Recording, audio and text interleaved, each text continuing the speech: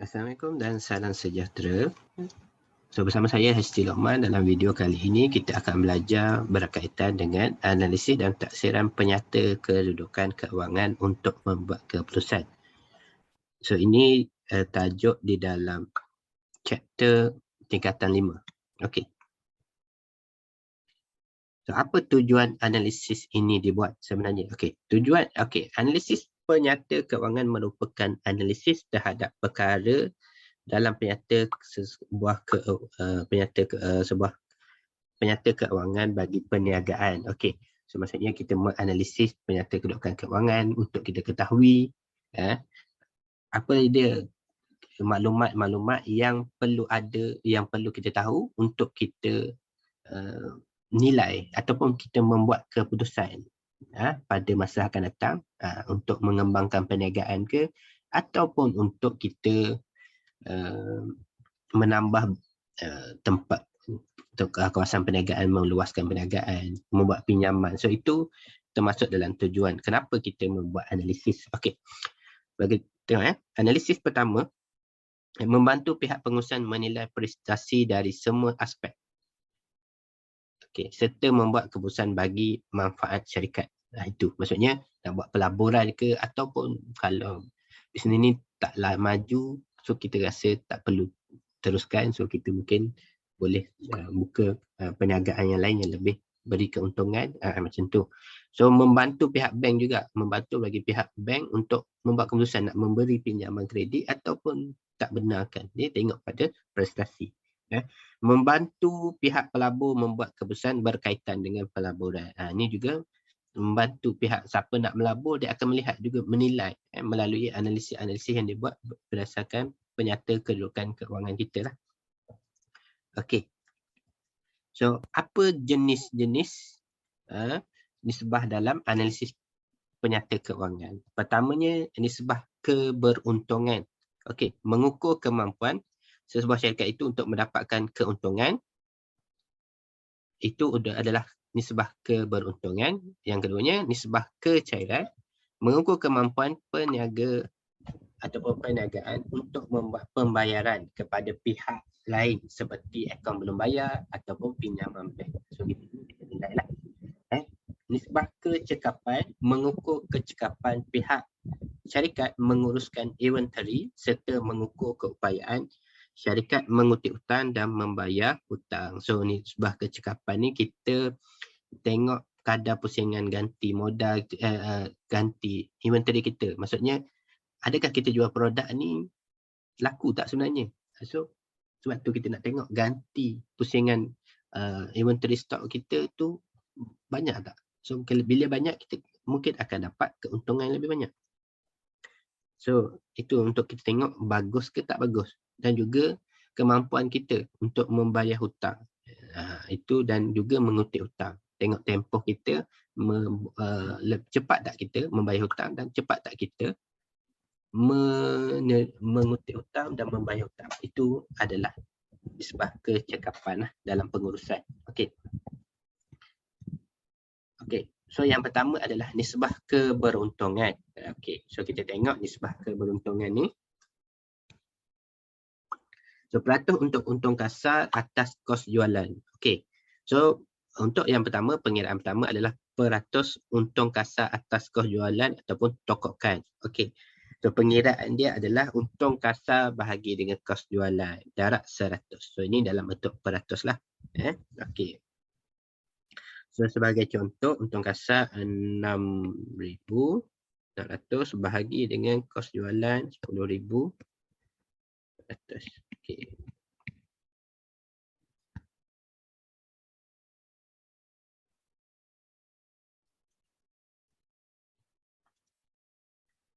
Darab 100.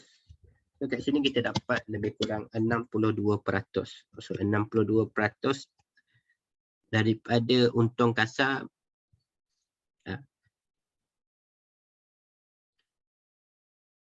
bahagi dengan kos jualan lah. Okey, so peratusan ni tinggilah.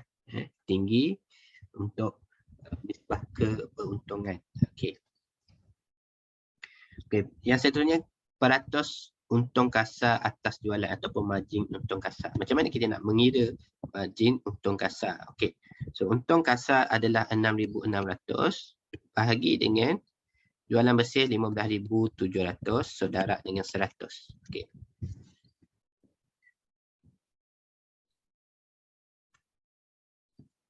Ya, 100. So kita dapat lebih kurang 42%. Okey. So ini kira keuntungan ataupun kadar keuntungan yang kita katakan masih lagi baik dan baguslah. So dia hampir kepada separuh, dekat dengan separuh jualan, maksudnya daripada harga jualan separuh dia adalah keuntungan. Separuh dia adalah keuntungan. Hampirlah, dia tak sampai separuh. Okey. So kalau kita lebih rendah, maksudnya lebih kecil, 10% ya keuntungan kita, so maksudnya margin keuntungan untung kasar sangat kecil, dan ni mungkin memberi masalah untuk kita mendapatkan untung bersih ataupun kita mungkin dapat kerugian lah. So okey. Seterusnya, peratus untung bersih atas jualan. Okey. So ni untung bersih bahagi dengan jualan bersih pula, kita tengok berapa margin keuntungan. Biasanya untung bersih bahagi dengan jualan bersih ni, margin untung bersih ni lebih kecil daripada margin untung kasar. Okey. Okey, so seterusnya adalah pulangan atas modal. Kita melihat berapakah pulangan modal yang dilaburkan melalui keuntungan yang kita terima. Okey. Okey, apa strategi kita sekiranya nisbah keberuntungan ni kita rendah? Pertamanya kita mesti meningkatkan nisbah keberuntungan lah. Kita meningkatkan harga jualan dia. Macam mana? Harga jualan naik kalau kita jual terlampau murah, sehingga kan margin keuntungan kita sangat rendah. Sedangkan kita masih memerlukan untuk perbelanjaan lain. So kita kena naikkan, tingkatkan mungkin kepada 30% keuntungan daripada nilai harga mungkin di situ. Okay, kalau dia rendah lah, kalau dia dapat 10% atau 15%, mungkin dia kena naikkan lah. Mengurangkan belanja operasi. Selain daripada menaikkan harga barang, kita juga boleh mengoptimalkan ataupun mengurangkan belanja operasi. Optimal ni kita menggunakan kos ataupun perbelanjaan yang optimal untuk kita dapat keuntungan yang maksimal lah kalau dalam perniagaan. Okay. Mengawal kos belian dan belanja operasi. Maksudnya kalau kita boleh belanja operasi dengan benda yang lebih murah ataupun benda yang sama tapi harga yang lebih murah, so kita boleh pilih. Sama juga macam kos belian. Kita kena tengok supplier yang mengedar lebih murah untuk kita dapatkan harga lebih murah untuk kita berniaga. Itu adalah kita nak kawal ataupun kita nak meningkatkan balik nisbah keberuntungan bagi syarikat kita lah. So kita boleh nilai kita nak buat apa kepada syarikat kita. Okey. Seterusnya nisbah kecairan. Okey, nisbah kecairan ni kalau kita tengok daripada awal tadi, apa itu maksud nisbah kecairan, atau kita nak mengukur kemampuan syarikat kita untuk membuat pembayaran bagi pihak lain seperti akaun belum bayar dan akaun ataupun pinjaman bank lah. Okey. So nisbah kecairan ni contohnya nisbah semasa. So aset semasa bahagi dengan liability semasa. So aset semasa bahagi, so kalau kita tengok dekat sini, contoh soalan dia, so ada aset semasa, ada okey, kita tengok aset semasa, akaun belum bayar, overdraft bank, so kos jualan, okay, inventory akhir, tunai di tangan dengan akaun belum terima. Okay, so kita tengok kita buat pengiraan 6,260 tambah dengan 660 tambah dengan 5120 bahagi dengan akaun belum bayar 2210 tambah dengan overdraft bank 3,000. Ada lagi kos jualan tak ada. So itu adalah aset semasa bahagi dengan liability semasa.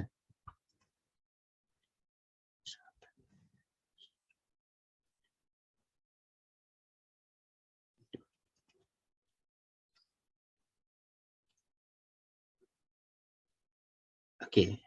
So nisbah ke cairan aset adalah 2.3 ataupun 2.3 nisbah 1, bermaksud kebarangkalian untuk membayar liability ni adalah 2 kali ganda lah.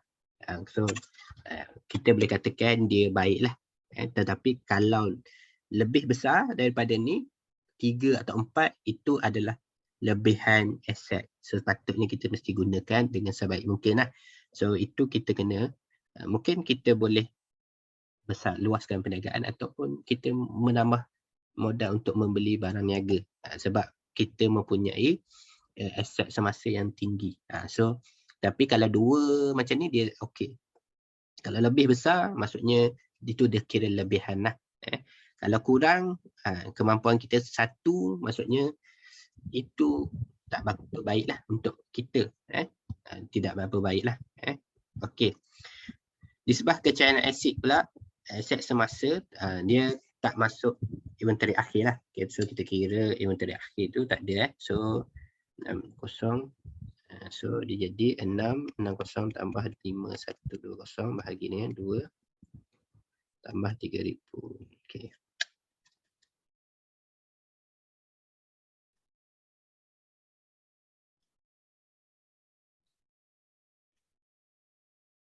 Okay, so dapat 1.1. 1.1 maksudnya kita masih lagi mempunyai kemampuan untuk membayar hutang sekiranya kita inventory kita masih belum dijual lah, maksudnya terjual. Okey. So ada kemampuan lagi untuk membayar. So dia masih lagi dalam keadaan yang baik lah.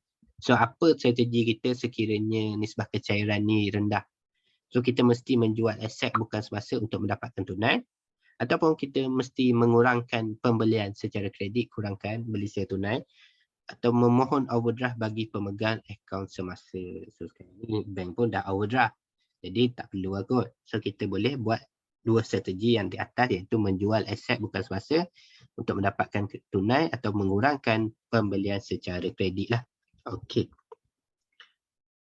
Okay, so ini kita dah selesaikan nisbah kecairan. Kita masuk pula kepada nisbah kecekapan. Okay. Nisbah kecekapan ni ada 3, iaitu kadar ganti pusing inventory ataupun modal. Okay. So macam mana nak cari inventory purata? Inventory awal tambah inventory akhir, bahagi dengan 2. Okay. So inventory purata, so kos jualan bahagi inventory purata lah. Okey. Tempoh, so ini untuk kadar ganti. So kalau kita dapat banyaklah 3, 4, 5 kali, so maksudnya bagus lah. Kalau kita hanya sekali je setahun, itu ada masalah lah kepada jualan kita. Kenapa kita tak ganti inventory banyak? Sebab jualan kita sedikit. So kita tengok masalah dalam penjualan tu. Kenapa? Apa masalah dia? Itu kita kena selesaikan lah. Kalau kita sebagai peniaga, so kira banyak, tu kira bagus lah. Sampai 4-5 kali. Maksudnya jualan kita sangat bagus lah. Okay. Tempoh kutipan hutang, so akaun belum terima bahagi dengan jualan kredit. So kita akan dapat bilangan hari. So semakin cepat kita menerima tunai ataupun kita menerima bayaran, so semakin banyaklah pendapatan yang kita ada secara tunai. So ini tempoh kutipan hutang. So manakala tempoh bayaran hutang pun sama, kita akan dapat bilangan hari. Semakin cepat hari itu, semakin baiklah kita punya pembayaran hutang kita. So kita kurang liability. Okey. Semakin kita kurang liability. Okey.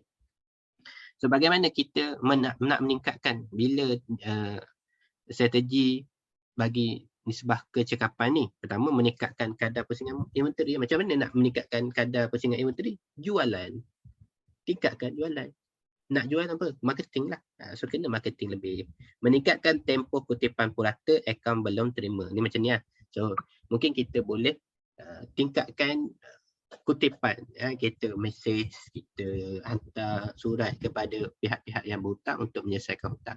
So ada strategi adalah dengan siapa bayar cepat dia dapat diskaun. So itu adalah strategi untuk mempercepatkan akaun belum terima ataupun penghutang kita membayar hutang. Okey. Dan juga kita mesti ada pendapatan lah untuk mencepatkan pembayaran. So semakin cepat pembayaran hutang kita, semakin kuranglah liability kita, tanggungan kita. So akan jadi cantiklah nisbah kecekapan. So keyakinan pelabur ataupun bank untuk memberi pinjaman dilihat daripada sini supaya kita boleh, maksudnya bila kita bagus dalam nisbah-nisbah yang kita belajar ni, analisis yang kita buat ni, so bank dan pelabur akan yakin untuk memberi pinjaman atau memberi pelaburan kepada syarikat kita. Okay. So sekian sahaja untuk kelas ataupun untuk video pembelajaran tajuk pada hari ini. So sampai kita jumpa lagi. So terima kasih untuk sebarang soalan, boleh tinggalkan di komen. Okay. So sampai kita bertemu lagi dalam siri-siri ataupun pembelajaran yang lain dan tajuk-tajuk yang lain. So sampai di sini saja. Assalamualaikum warahmatullahi taala wabarakatuh dan sampai kita bertemu lagi. Semoga semua sihat, sejahtera dan dapat belajar dengan baik. Sekian sahaja.